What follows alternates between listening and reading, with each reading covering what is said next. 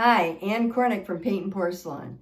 I'm here to teach beginners how to get started in China painting, but I'm also here to teach experienced painters some things too. And today I thought I'd share with you what I do when I'm not quite sure what color is what, or I get some new paints and I'm maybe not sure how they're going to fire. You know, everybody's kiln is a little bit different, and so even though your friend may use a blue that you really like, when you use that same blue, or maybe take a little bit from her and put it on your palette and start working with it, it may not fire the same. So it's always a good idea before you get started to know how the paint is going to fire. So in order to do that, I've lined up a number of blues here that I'm testing today. These are both Cobalt Blues. But as you can see from looking at them, let me hold them a little closer. There you go. One is a little bit different than the other as far as color. This one is a little darker than this one, but they're both cobalt. So how do I know which one I really want to use? Well, I'm going to line up my paints the way that I want to paint them on here. The other colors that I'm going to try, you looked at them, they're all so similar that I think you'd have a hard time knowing which one to use for what. Now, I want to know how they're all going to fire. And I want to know how they're going to fire in my kiln. So I'm going to bring you down and I'm going to start and show you what I would do in order to test them. So I have my palette over here, but I also have paints here, and this is a clean tile. I cleaned it even with a little isopropyl alcohol to make sure that there's no residue on it at all. And what I'm going to do is start with some of the colors that are already on my palette. So I'm going to take my brush. I use a number 10 brush because I think that that will work about the best. And I make sure it's very clean by putting it in my mineral spirits and wiping it out until there's no more residue on the towel. Okay. Turn that over now. Okay, and then I'm going to dip it in my oil and pat it a little bit. And I'm going to start with air blue. I know how air blue fires, so I want to have some things that I'm familiar with. And I'm just going to take and get the darkest amount I can and make a little short stroke. Then I'm going to take cameo blue. And I'm going to put it right next to it. I try to make these very smooth. Clean that off. And now I'm going to try a couple of other colors. Here's my baby blue. Now, if you're not good at remembering what colors you put down, you may want to start marking these on a pad right next to you. And that way, when it comes time to write the names at the top, you'll be ready. Next color is Cool Shadow. And you can see, if I put this, now let me bring it up to you so you can see it a little closer. Oops, I'm going to pull it both ways because the paint was heavier on one side of the brush than the other. Okay. You can see how this is baby blue. This is Cool Shadow. They look very similar. And the last color that I think I want to test of this blue right now is Tahiti. Oh, I've got two more. Tahiti. That's my Tahiti. And the last one would be Forget-Me-Not. Oops, need to put oil on my brush. You put oil on your brush, then you go into your color. Wiggle your brush a little bit. So when you put it in the color here, let me show you. I'm wiggling it. I'm putting it in and I'm wiggling it back and forth to make sure I get lots of color on my brush in order to do this.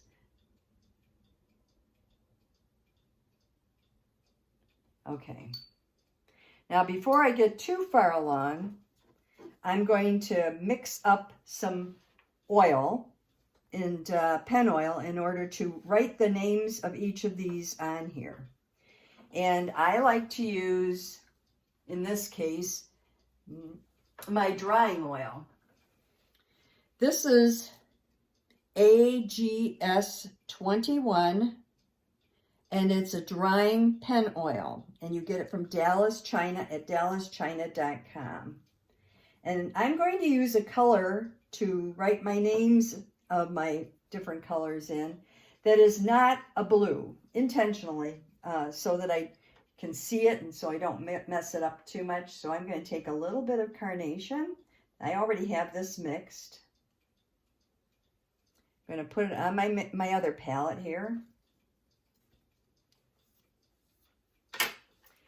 And I'm going to take my drying oil and I'm going to put my knife in. I have a very thin knife on its side and tilt the bottle so that I only get a little bit of oil on there. And then I'm going to put it here. And I'm going to kind of look and see, do I think that's enough? Nope, I could use a little more. Then I'm going to scoop it up and mix it up until I get it just the way I want it. Then in order to test it, I'm going to scoop it up and see if it just drips off the end of my palette knife. There we go. Okay. It's a slow drip. That's what you want. You don't want a real fast drip. If it's too fast, then you know you've got too much oil. And what will happen is when you write your name, it will bleed and it will spread out across what you're writing on. So now I'm going to scoop. I'll show you here. I'm going to scoop up my paint on my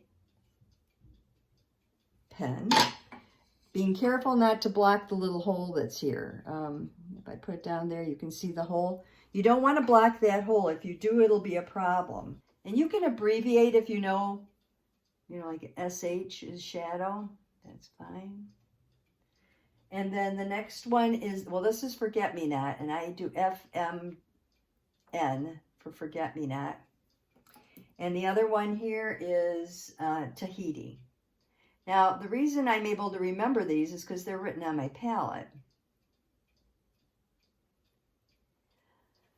But as I get into these new ones, I'm not going to be able to do that quite as easily. So these I have to mix up. Let's start with, there was the first one I want to put on here, though, is my blue black. I can't get blue black anymore, and I want to be able to see what colors are close to it. So on this row, I'm going to put my blue black. Okay. And now I'm going to take, well, these are cobalt. I think the closest to blue black is this color, dark blue. And so I'm going to open it up, pour just a little on my tile.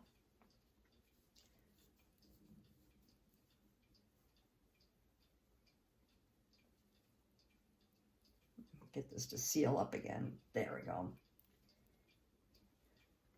I'm going to take my knife and put it, I'm going to use my, I mix my paint with mineral oil. It makes it stay open for a longer period of time. Just going to put a drop on there, mix it up. I'm not mixing much because this is just a test. I don't even know if I'm going to use this color long term. When you mix paint, you want to make sure that you get all the grain, all the little loose powder pieces into it. There we go.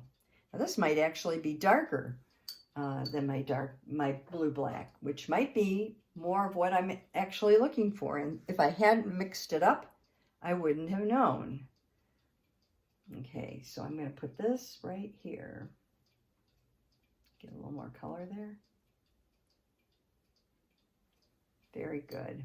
Now, some people like to do it as a solid color, kind of like I'm doing. Other people like to side load, meaning you only put paint on half of your brush so that they can see how it looks in lighter and darker colors. Now I'm going to take and start a line right here so that I know what colors I did in what order so I can label them. Alrighty, I'm going to wipe that paint off. And I'm going to pick another paint. I want one that's a dark color. This is considered deep blue. But honestly, I think the next closest color is probably, this is Rin's Banding Blue. So I'm going to take a little of that. Just enough to put on there. I'm going to set it in order. Put a itty bitty drop on there. It's probably a little too much. And I'm just going to mix it up. And you can see instantly, if you look at this color now, it's much more of a brighter blue, I guess is the way I would describe it, than the other one. So a little oil, mix it in, and I'm going to, let me do that one more time. Let me clean my brush, make sure it's clean. Mix it in. Get some of the banding blue and put it there. Alrighty, and I'm going to wipe that off. I'm just using regular Kleenex to wipe it off, and I'm going to label. Let me do just a couple more for you so you can see the difference. Look at the difference between, this is the blue-black that I have, then this is the dark blue, and this is the banding blue. Can you see the difference there? It's really amazing. And now for banding blue, this is very similar to banding blue. It's called Cobalt. So let's take this Cobalt. Okay. A little bit of that. And I'm going to take just a tad of my oil. When you have a little bit like this, you can also put the oil to the side and then just pick up the amount you think you'll need and apply it. And that way you're not over mixing your paint. Because if it's too oily, it's going to be very, very light and you won't know what color it really is anyway. Okay. And now I'm going to dip, make sure my brush is clean. Put that one there. This is another Cobalt. So I'm just going to put my oil off to the side. Take a little bit of the oil, mix my paint.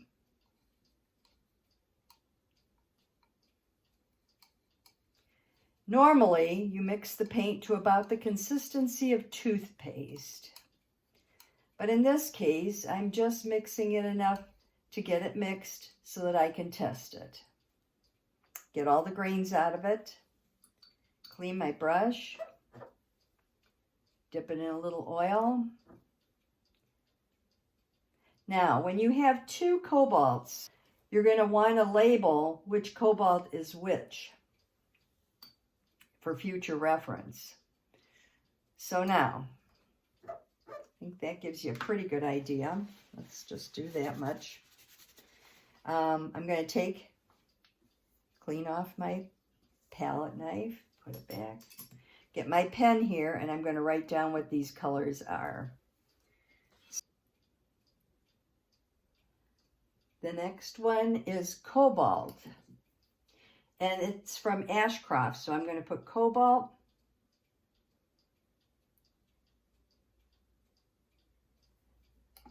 Here we go. Cobalt, and I'm going to put Ashcroft underneath it, the name of the manufacturer.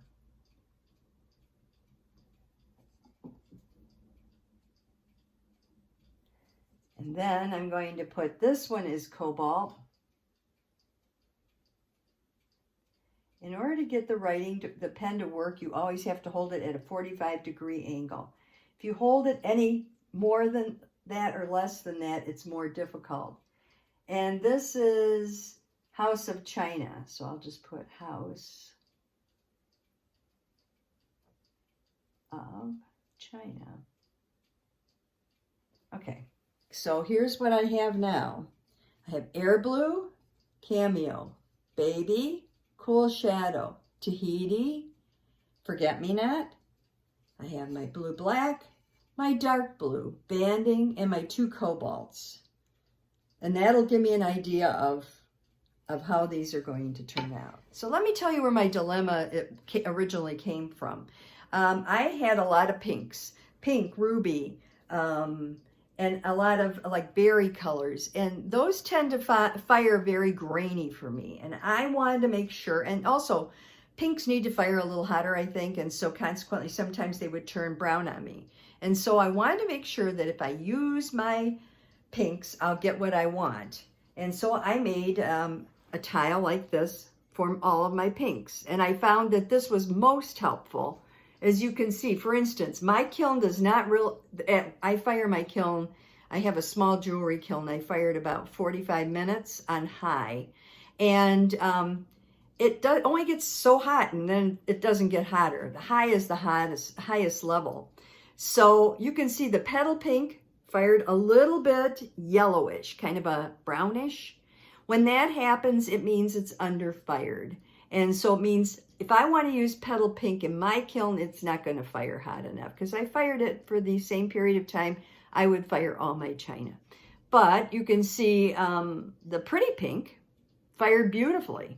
So now I know that if I want a pink, I'm going to go for pretty pink. The other one was sweet pea. This is Rin's sweet pea. Now, if I bring it really close, you can see it has kind of a gold cast to it, or a brown cast to it. Again, it didn't fire dark enough. And so I'm going to make sure that I don't use that, and I'll choose like a ruby or an American Beauty instead, because they both fired very nicely. Another way that you can use the same kind of test is if you want to know with your yellows and your reds, or your yellows and your oranges, which ones will, when you combine them, will stay true, or at least not fire out. And so what I did here was I took 3 different yellows: Albert yellow, mixing yellow, and egg. And I mixed it with poppy. So this is egg and poppy. You can see the color came out pretty good. This is egg and, mixing yellow and poppy. You can see that the poppy fired out, but the one that held up the best was Albert yellow with poppy. Okay, and then I did Persian, and the best one with Persian was the mixing yellow with Persian. And then finally I did yellow red, and I think both egg and Albert, the yellow red didn't fire out, but here you can see with the Albert fired out. So that's just some suggestions of ways that you can test your paints to see which paints will do well in your kiln and which paints won't. And if you get a lot of paints and they're all very similar in color, this is also a way for you to see what the subtle differences are. Now, my final example here came from the lady that I actually got most of my paints from. And she did a beautiful job. She actually did a grid, and then she put all the names of all the paints in there. And in some cases, like here, she put down that was in parentheses, she wrote Jensen. So that's Barbara Jensen's paint. So that's a shading green. And she then would know that if she wants that color, she should get Barbara Jensen's. Here's a Dalton green, but can you see? Look at how similar they look. So if you're a new painter, first of all, you don't need to get every color just because it's out there. The differences between a lot of them are very subtle. If you have somebody, a teacher or a friend, who's already done one of these plates for you or tiles for you and can show you their tile, it may help you, because it'll, like here, turquoise, Russian, deep blue green. Well, of them all, the most common for a beginner to get is deep blue green. And you can see the color is very, very similar. Same with emerald green and deep blue green. They're very, very similar. So this may help you decide which colors you really need and which colors you don't need. And also it'll give you a real good idea of how they fire. Well, I hope that helped you. I just feel like there are little tricks and tips that I can be sharing with you to make your whole painting experience so much easier. And also for beginners, to show you that, you really don't need a whole lot of paints. A lot of them fire very similarly, and you can get away with getting a basic set of paints, and then if there's a color you really want, you can add that color at any time. So, thank you for watching. Please pick up your brushes, keep painting, and I will see you next time.